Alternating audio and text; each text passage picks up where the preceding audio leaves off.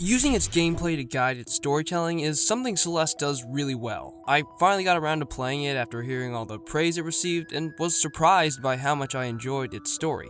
It wasn't something I'd heard much about, but it did get the Games for Impact award, so I guess that's an issue on my end. Nevertheless, Celeste deserves all the praise it's received. In fact, I think it deserves a little more. So I want to take some time to appreciate the storytelling of Celeste and how it uses its gameplay to build a strong narrative. When I talk about the gameplay of Celeste, I'm referring to the main character Madeline and her ability to jump, climb walls, and do this little dash. Celeste is a game about climbing a mountain, and every mechanic is built around that concept. The dev team has refined Madeline's moveset to a point, making moving from one action to the next effortless. It's why Celeste feels so good to play.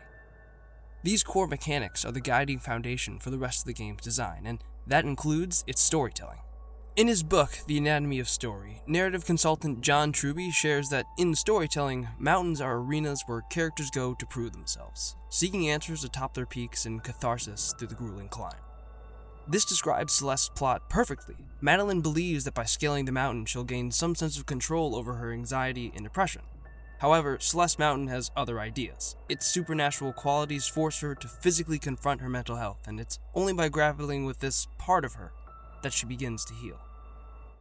Mount Celeste is a trial for Madeline, but it's also a proving ground for the player. Much like Celeste the Mountain, Celeste the Game has its own reputation for being challenging. It's the status that draws both Madeline and the player to the foot of the mountain. Part of what makes games so alluring is the chance for you to test your skills. Celeste welcomes challengers, and while never unfair, you either have to be skilled enough or stubborn enough to make it to the peak and beyond.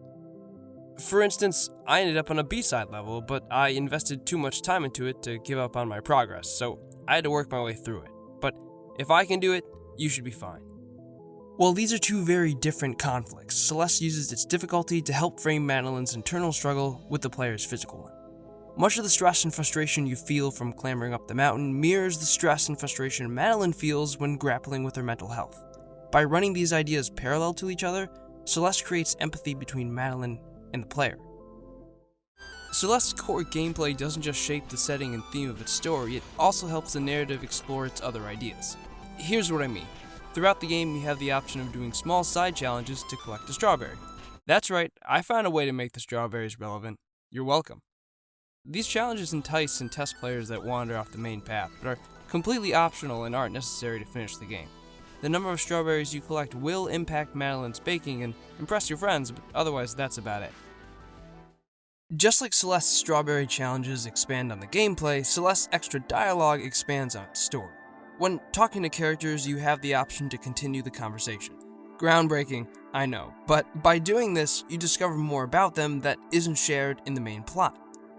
For example, the extent of Mr. Oshiro's anxiety, why Granny lives on the mountain, and Theo's relationship with photography are all details you can miss completely if you opt out of these conversations. The gameplay is a lot of fun, so I understand why players would skip this, but it's these moments that build connections with the game's cast.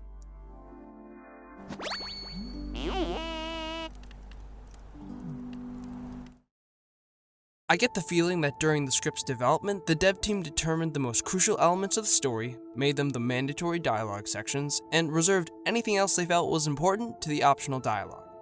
This makes Celeste's storytelling something all players can follow and extremely rewarding to those invested in its contents. The exception to this is Chapter 6's intro scene between Madeline and Theo. For context, after narrowly escaping the Mirror Temple, both characters make camp and use that time to get to know each other a little better. While they rest up, they share details about their lives, why they came to Mount Celeste, and the challenges it's created for them. This section does a great job of getting players involved in a space that could have easily been one long cutscene. Instead of watching two characters talking to each other, you drive the conversation by choosing what questions Madeline and Theo ask on your behalf.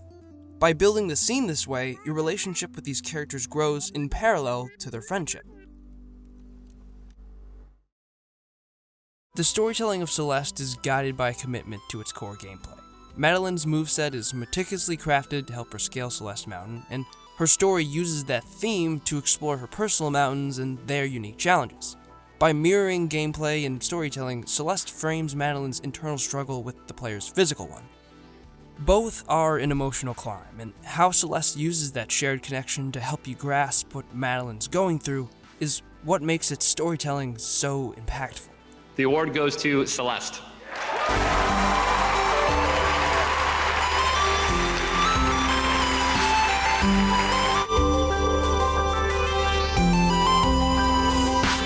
So, I've gone on about Celeste for a while now. I'm really glad I took the time to play this game, and I learned a lot. But now, I'm going to stop talking and hopefully hear from you guys. Obviously, I think Celeste does a great job connecting its theme and gameplay together to create a strong narrative, but I want to know, what other games do you think do a good job of connecting their gameplay and storytelling? Let me know in the comments. Thank you so much for watching, and I'll see you in the next one.